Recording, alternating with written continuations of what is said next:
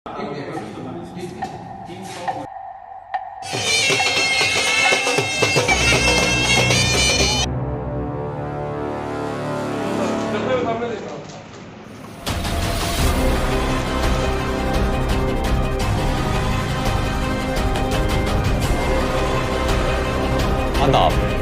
ज़बरदस्त 21 में आपको खुशामदीद। कराची प्रेस क्लब के स्टूडियो से मैं हूँ फारूक समी। तो जनाब, आज जिस टॉपिक पे बात हो रही है, गो के मैं नहीं चाह रहा था, लेकिन कुछ दोस्तों ने कहा कि नहीं, इसके ऊपर भी आप बात करें, तो मैं बात कर रहा हूँ। क्योंकि जो इलेक्शन के नताइज हैं, इस हवाले से जो उससे पहले जो लाइव सेशंस किए थे दोस्तों के साथ, या ख़ुद प्रोटेस्ट 21 पे जो लाइव सेशंस थे, इसी तरह दीगर जो थे चलते फिरते घूमते फिरते वो जो उधर किए थे लाइव सेशन, बिलाल के साथ जो लाइव सेशन किया था, उन तमाम में ये बात बता दी थी कि रिज़ल्ट्स क्या होंगे। और बुनियादी तौर पे रिज़ल्ट बिल्कुल उसी तरह हुए। 1-1 का रेशो था जो कराची के अंदर नोटिस किया जा रहा था, वैसे ही हुआ। जिस तरह क्लोज कॉन्टेस्ट था वही हुआ। गो के पीपल्स पार्टी ने थोड़ी सी उस पर इल्ज़ाम लगे हैं, और मैं समझता हूँ उसमें कुछ सदाकत है कि जिसकी बाइस जो है वो जो इमरान खान की शिकस्त के जो वोट हैं उसका तनासुब बढ़ गया। वरना ये 1000 या तो इमरान खान 2000 वोटों से जीतना था, या अब्दुल हकीम बलोच ने। खैर, आज हम बहुत सारी बातें करेंगे। तो उन टॉपिक्स के हवाले से आगे हम जो बातें करने जा रहे हैं, उसके हवाले से पहले उसके कुछ बता दूं मैं। ज़िमनी इंतखाबात के ऊपर बात होगी पूरे पाकिस्तान के अंदर, और उसके साथ साथ इमरान खान की जीत, और उसके साथ साथ मुस्लिम लीग नून इस वक्त क्या सोच रही है, और मुस्लिम लीग नून के जो 2 सेक्शंस हैं उधर क्या बहस चल रही है, इस पर बात होगी। साथ ही जनाब जो MQM हैदराबाद है, वहाँ से ख़बर है, उसको भी शामिल करेंगे। और शेख रशीद का एक बयान है जो कि आज कराची में ख़ासा मौज़ूए बहस बनना शुरू हो गया है, उस पर बात होगी। और बात होगी जनाब मुत्तहिदा क़ौम मूवमेंट बहादुराबाद, या बहादुराबाद जो कि इस वक्त अपने आप को मुत्तहिदा क़ौम मूवमेंट कहती है, उसके रोल पे कि उनका अब आगे क्या रोल होने जा रहा है। तो सबसे पहले हम शुरू करते हैं ज़िमनी इंतखाबात में, जहाँ साबिक़ वज़ीर-ए-आज़म इमरान खान ने जो है वो बड़े रिकॉर्ड क़ायम किया है। और ये रिकॉर्ड जो उन्होंने क़ायम किया है, जो उनको उनके बयानी को जो पज़ीराई मिली है, उसके हवाले से पहले ही जो है वो नौश्ते दीवार था कि ये होना है। और वही हुआ। बढ़ती महंगाई और गलत फ़ैसलों ने मुस्लिम लीग नून को इस कदर नुकसान पहुँचाया कि आज मुस्लिम लीग नून वो नशिस्तें हार रही है जहाँ पे गो के माजी में उससे लेके इमरान खान को दी गई थी, ताहम अब भी वो अच्छी पोजीशन में थे, वो जीत सकते थे। अगर रिजीम चेंज नहीं होती, या ये हुकूमत नहीं आती और ये हुकूमत इमरान खान की हुकूमत अपना टेन्योर पूरा करती, तो यकीनी तौर पे ये कहा जा सकता था उस वक्त के सियासी तज़किया निगारों के मुताबिक कि इमरान खान इन नशिस्तों पे इलेक्शन नहीं जीत सकते थे। ताहम जब अचानक ही हुकूमत तब्दील हुई और इस हवाले से कई शुबहात और शकूक व शुबहात ने जन्म लिया, इमरान खान ने एक बयानिया बनाया है कि ये इम्पोर्टेड हुकूमत है और रिजीम चेंज हुई है किसी के कहने पे, किसी पड़ोसी मुल्क के कहने पे। और इसमें बहुत सारे अवामिल और किरदारों के ऊपर उन्होंने बात की। तो उसके बाद जो है वो अवामी बयानिया इमरान खान के हक़ में हो गया, और अवाम इमरान खान के हक़ में हो गई, उनके बयानी को पजीराई हुई। और यही वो वजह है जिसके बाइस इमरान खान 6 से ज़ायद नशिस्तों पर जो है उन्होंने कामयाबी हासिल कर ली, 6 नशिस्तों पर कामयाबी हासिल कर ली। और ये यकीनी तौर पे एक आलमी रिकॉर्ड उनके कहते हैं, उनके कहने वाले कह रहे हैं। ताहम ये एक बड़ी एक अजीब सी बात है कि क्या ये रिकॉर्ड अवामी पैसे के ऊपर हुआ है, किसमें अवामी पैसों का जो ज़िया हुआ है उसके हवाले से। क्या इमरान खान अगर इस प्रोसेस को समझने नहीं आ रहा था तो बेहतर ये नहीं था कि वो बाइकआउट करते। इतना सरमाया खर्च हुआ और आवाम का, और आपने इलेक्शन जीतने के बाद असम्बलियों में जाके बैठना नहीं, और वैसे भी आपके पास पहले ही नशिस्त हो, तो फिर आप कैसे कर सकते थे ये चीज़ें। तो जनाब ये बड़ी एक इम्पॉर्टेंट बात थी। इसके साथ साथ जो ज़िमनी इंतखाबात के नताइज जो है, उसके बाद अगर हम शहरी सिंध की बात करें तो शहरी सिंध के अंदर एक नया वबाल खड़ा हुआ। और ये वबाल था इस हवाले से जिसके अंदर मुत्तहिदा क़ौम मूवमेंट जो कि शहरी सिंध के अंदर एक आवाज़ समझी जाती थी माजी के अंदर, अब जो उसका सेक्शन है जो बहादुराबाद जो अपना आपको मुत्तहिदा क़ौम मूवमेंट ओन करती है,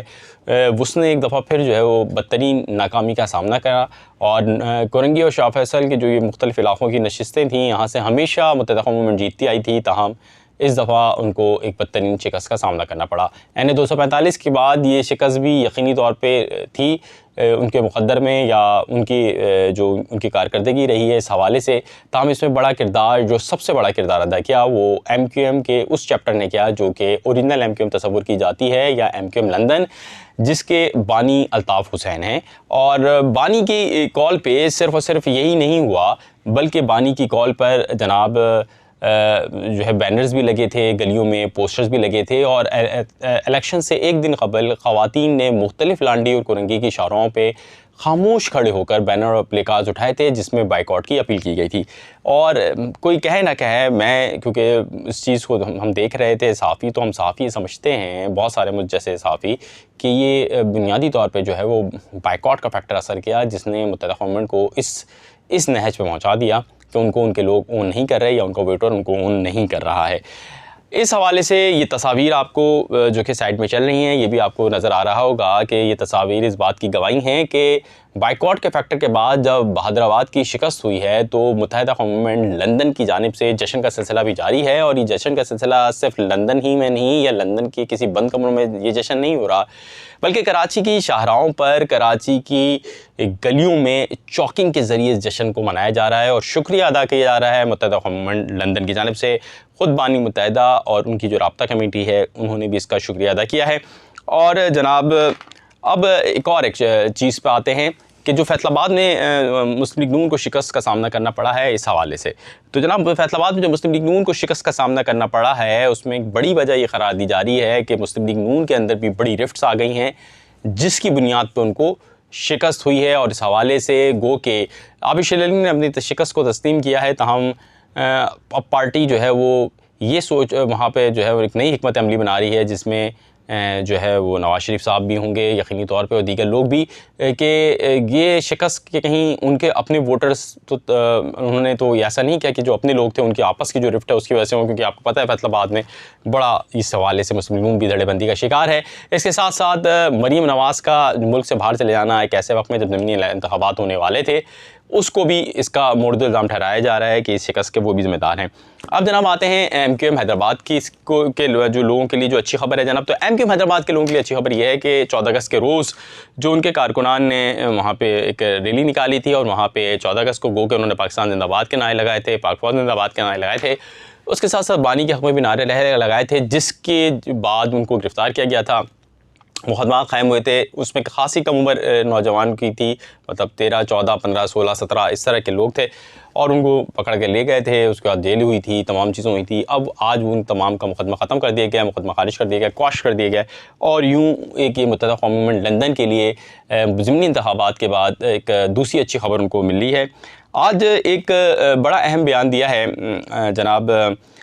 शेख रशीद अहमद ने। इस बयान को भी आज कराची के अंदर ख़ासी मौज़ूए बहस बनाया हुआ है और वो बयान ये है कि जनाब शेख रशीद अहमद ने जो उन्होंने बयान दिया है, क्योंकि वो बयान मैंने नहीं लिया इसलिए मैं उस हवाले से श्योर नहीं हूँ, तो हम जो रिपोर्ट हुआ है उसमें ये कहा गया था कि ये लाल हवेली है 90 नहीं। इसको कराची के अंदर जो है वो हर कोई अपने अपने स्टाइल से इसको ले रहा है और लेकिन कराची में बड़ी तादाद में लोग उसको तनकीद का निशाना बना रहे हैं और इसको ये कह रहे हैं कि 90 तो फिर किसी की प्रॉपर्टी थे। जो शेख रशीद की लाल हवेली है ये मतरूका वफ़ अमलाक जिसको लोग जानते ही होंगे, इस हवाले से उनकी प्रॉपर्टी है या उसके हवाले से उनके भी राइट्स हैं और उस पर शेख रशीद का यह बयान देना तो इस बात की निशानदेही कर रहा है कि ऐसा लगता है कि जैसे 90 को जो है निशाना बनाया गया हूँ। ऐसा लगता है कि 90 के मामले में महाजरों की जो है वो बेबसी को उन्होंने शो किया है कि हम उनकी तरह बेबस नहीं हैं। तो ये जो इशू है इस बयान को भी आज कराची के अंदर बड़ा क्या शहरी सिंध के अंदर जो है बड़ा उसको डिस्कस किया जा रहा है इस एंगल को देखते हुए। और इस बयान ने जो है वो शहरी सिंध के जो लोग हैं ग़ालिबन उनकी एहसास महरूमियों में इजाफ़ा किया है। इस किस्म के बयान देते हुए सियासतदानों को इज्तनाब करना चाहिए, रियासत की पॉलिसी का एहतराम करना चाहिए और अगर वो एहतराम नहीं कर सकते और हिट कर सकते हैं तो इस बात का ख्याल रखना चाहिए कि कुछ भी हो बानी मुत्तहिदा के फॉलोवर्स की बड़ी तादाद जो है मौजूद है और उनके दिलों का या उनके जज्बात का एहतराम करना चाहिए था। तमाम जनाब इस हवाले से मैं अभी वक्त थोड़ा सा ज़्यादा हो गया है वीडियो का आई थिंक, तो एक मामला है वो ये है कि मुत्तहिदा गवर्नमेंट में एक नया सेटअप लाया जा रहा है जिसमें डॉक्टर फारूक सत्तार भी आएंगे और भी बहुत सारे लोगों की आमद होनी है। PSP से भी कुछ लोग मज़ीद आएंगे, इसी तरह जो मुख्तलिफ धड़े हैं उनको वहाँ पे भी बातचीत जारी है और बातचीत करने वाले लोग बड़े बासर हैं, तो वो भी एक नया सेटअप आने वाला है। उस सेटअप के हवाले से बाहर से कौन कौन लोग आ रहे हैं ये एक मैं इसी वीडियो में रखना चाहता था। हम ये एक तवील चीज़ें हैं, मालूमात बहुत ज़्यादा हैं इसमें और उन मालूमात को शेयर करने के लिए मेरे एक अलहदा वीडियो बनानी होगी। तो अपने फीडबैक से हमें आगाह करते रहिएगा। कराची प्रेस क्लब के इस स्टूडियो का